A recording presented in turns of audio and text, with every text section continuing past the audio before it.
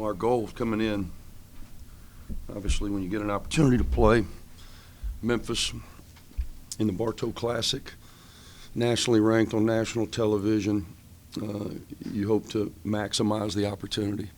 And I think our guys certainly did that. I think our whole fan base did that. I think Birmingham did that. I think it was a win all across the board. Great energy in Bartow Arena. This place is really dynamic when we get a lot of people in there.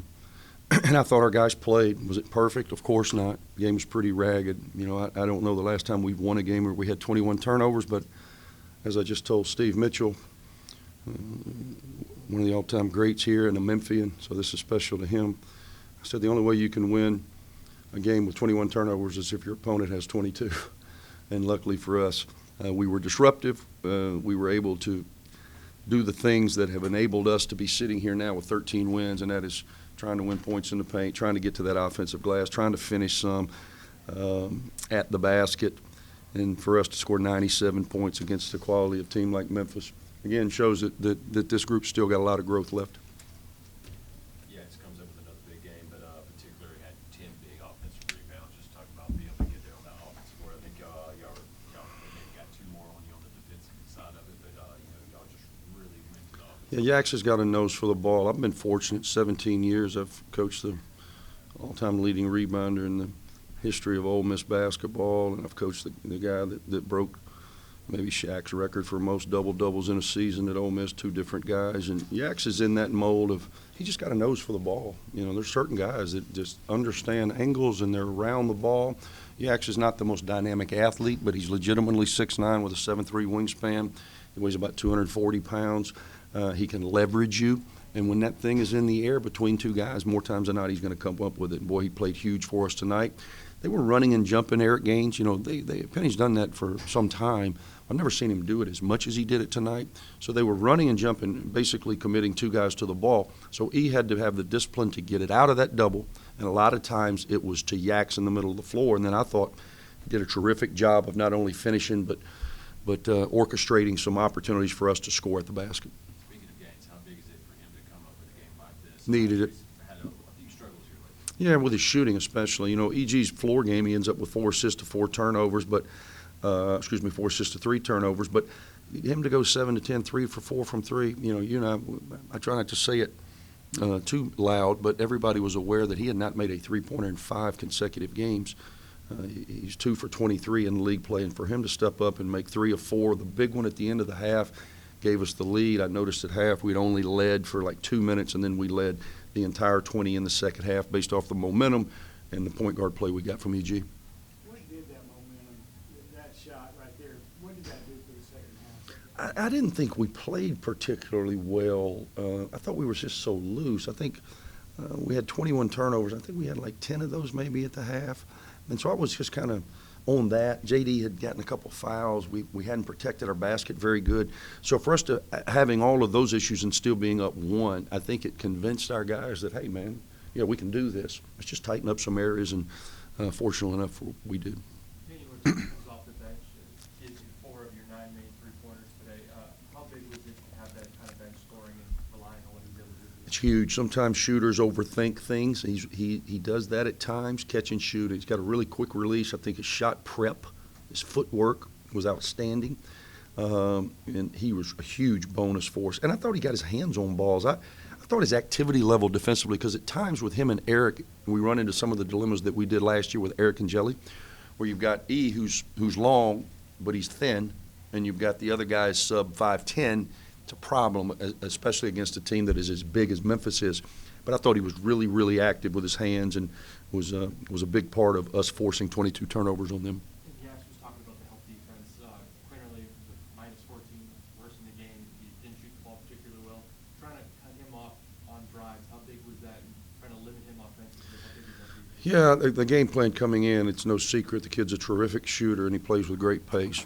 So we don't want him to rhythm us into shots. We want him to play in no man's land and then having to finish oversized. So don't overhelp, because typically when he's penetrating to facilitate. So we just try to make him finish over some size. And fortunately for us, he was not as effective doing that. David Jones, it's the first time I've coached against him. It's the first time I've seen him in person. Really impressed with him. Look at his numbers. 24 points, 9 rebounds, 9 turnovers, 7 steals. My goodness. He's pretty active. Andy, what does it say, not only that you took advantage of the opportunity? Boy, what a voice. What a voice. You ever thought about getting in the media? Maybe one day. But you did it after the disappointment at Charlotte. What does that say about the team? You know what? You got to create your own momentum in this business, you know, and we, the adults in the room, present company excluded, we think we get into all of these theories and momentum and the way you're playing. These kids, man, play game to game. They play game to game. A lot of it's matchup based. I thought we were disappointed after Charlotte, but not discouraged. Big difference. And I thought we understood. I kept telling them all week I was getting, and kudos to the administration for getting out the good word, and kudos to the Blazer fans and basketball fans in this community for coming out and filling Bartow again. But I kept telling the guys that, hey, man, this is going to be, you know, we're getting closer. It's going to be a lot of energy, man. This is what you've really waited for your whole life. You think about it, you kind of get into the day-to-day dredge of, oh, I got to listen to this cat again. Why is he always so mean? And we got to practice again tomorrow. And what do you mean I got to go to class? And so they deal with all this, and they forget the joy of being here, of their journey to get here. And this is what you dream of. You dream of playing a top 20 team on national television in front of a packed house. So here it is. Take advantage of it, and thankfully they did. Your old mascot came back out for the Beauregard. For the second Man, time I didn't see him. in your tenure, and at that point, I believe y'all outscored Memphis by 5 down the stretch once he comes back up. You sensing a trend? Is that a trend that you would like to see coming forward? Maybe some more Beauregard on the sideline? Absolutely. More Beauregard. What's hard to say? Andy, do people also lose sight of, especially the way the game is today, you're changing a roster every year, you're building a team year to year, that it takes time, that you might have moments like Charlotte, but you also might have moments like today. As the season goes on, you said there's a lot of room for growth left. Yeah, you know, I didn't think, you know, going back to the Charlotte game, I didn't think that we played just so outstanding to justify being up 20 early, and I didn't think we played as poorly in giving up that lead. I think Charlotte had a lot to do with that. You know, Charlotte was kind of middling around 500 in their non-league, nothing spectacular, and they beat OFAU. They beat them by 2 points, and from that moment forward, they're walking a little different, saying it with their chest, they're making plays. They're not getting discouraged, and they've come back from a big deficit against us at home. They had a great crowd, great energy, and they did it again on the road. So I'm hoping, because we certainly need it. We're entering a pretty difficult stretch at North Texas, at SMU, FAU at home. That's why you're in this league. So I'm hoping that this does wonders for us, and we can start talking with our chest a little bit. Andy, when it seemed like Memphis comes in with these big name players and all the flash and the number next to their name, does that kind of add a little motivation? Yeah, I mean, Memphis I really believe this. I think they're a top 20, top 25 program in the country. I do. I was at Ole Miss for 12 years, man. I was in that city a lot, and I know how they like ball, and I know how they love Penny, and I know how it's very, very important, and they support it as such.